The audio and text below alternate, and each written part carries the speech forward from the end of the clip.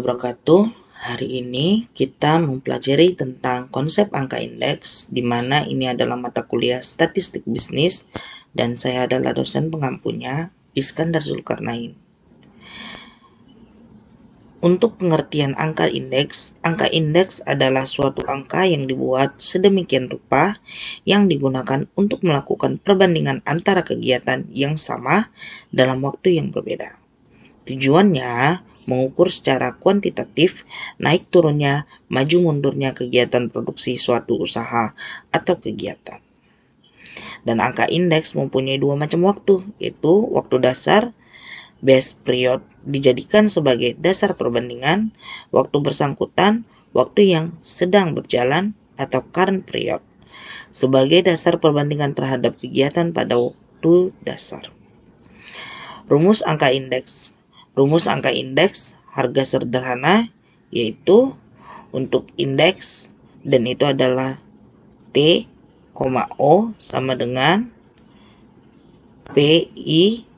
PT dibagi PO dikali 100%, di mana T,0 adalah indeks harga pada waktu T dengan waktu dasar 0, dan PT adalah harga pada waktu T, P0 adalah harga pada waktu 0. Kegunaan indeks. Kegunaan angka indeks. Jadi tujuan pembuatan angka indeks sebetulnya adalah untuk mengukur secara kuantitatif terjadinya perubahan dalam dua waktu yang berlainan. Misalnya indeks harga untuk mengukur perubahan harga, di mana berapa kenaikannya atau penurunannya. Indeks produksi untuk mengetahui perubahan yang terjadi dalam kegiatan produksi. Indeks biaya hidup untuk mengukur tingkat inflasi, dan lain-lain. Angka indeks relatif sederhana. Angka indeks relatif sederhana dikenal juga dengan unweighted index, yaitu indeks tambah perhitungan bobot barang dan jasa. Indeks harga relatif sederhana adalah indeks yang terdiri dari satu macam saja untuk indeks produksi maupun harga, serta membandingkan suatu harga relatif barang dan jasa pada tahun berjalan dengan tahun dasar, tanpa memberikan bobot terhadap kepentingan barang dan jasa. Adapun rumusnya seperti ini. Contoh perhitungannya di sini ada tahun 2000 sampai dengan 2012, di mana berarti ada 13 data dan terdiri dari harga dan indeks. Jadi cara perhitungannya adalah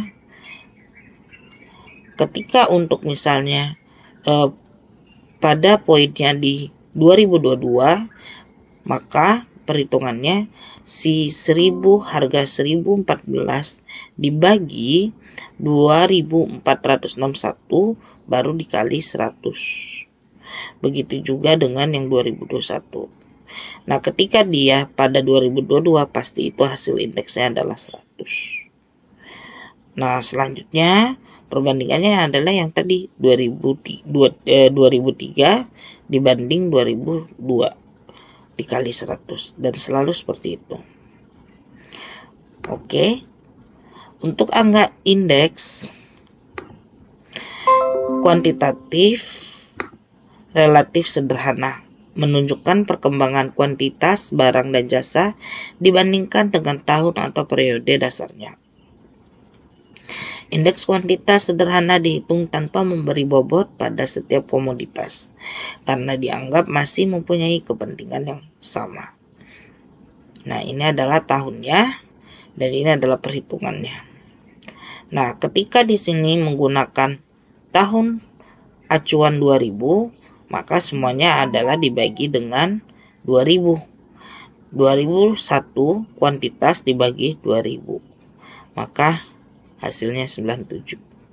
2000 dibanding dengan 2000, maka indeksnya adalah 100. Karena 31 bagi 31 kali 100, begitu seterusnya. Adapun rumusnya adalah seperti ini.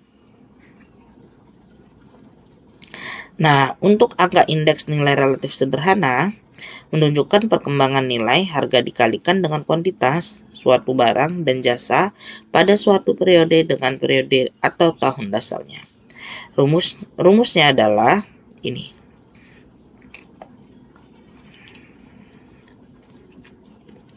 Di mana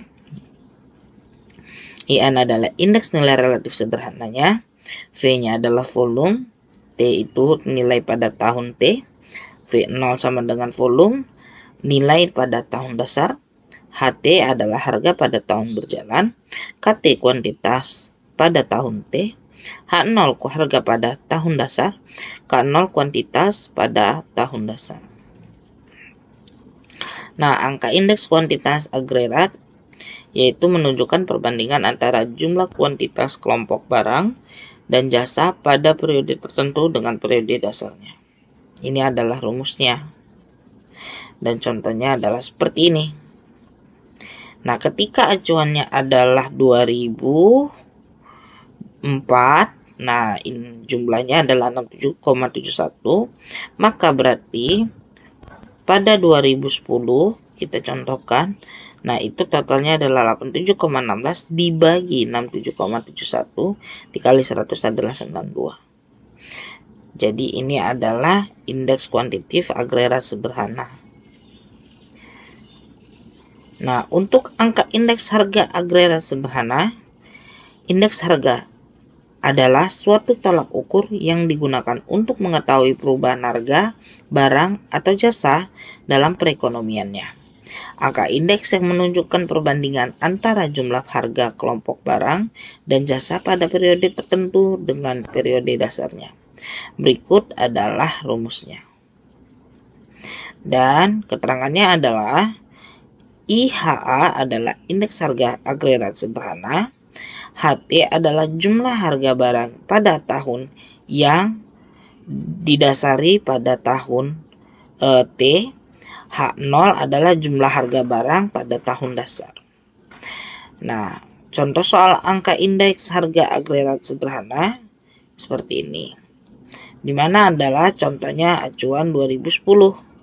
Maka 41.354 dibaginya 65.087 baru dikali 100 sama dengan berarti nilai indeksnya adalah 64. Begitu seterusnya. Nah, angka indeks tertimbang. Indeks tertimbang memberikan bobot yang berbeda terhadap setiap komponen. Mengapa harus diberikan bobot yang berbeda? Karena pada dasarnya setiap barang dan jasa mempunyai tingkat utilitas, manfaat, dan kepentingan yang berbeda.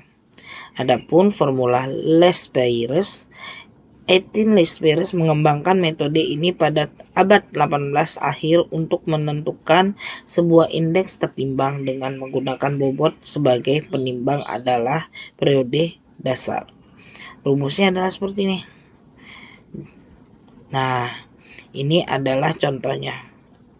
Jadi, tadi dikumpulkan dulu semua H0, K0-nya di jumlah, HT, K0-nya di jumlah juga.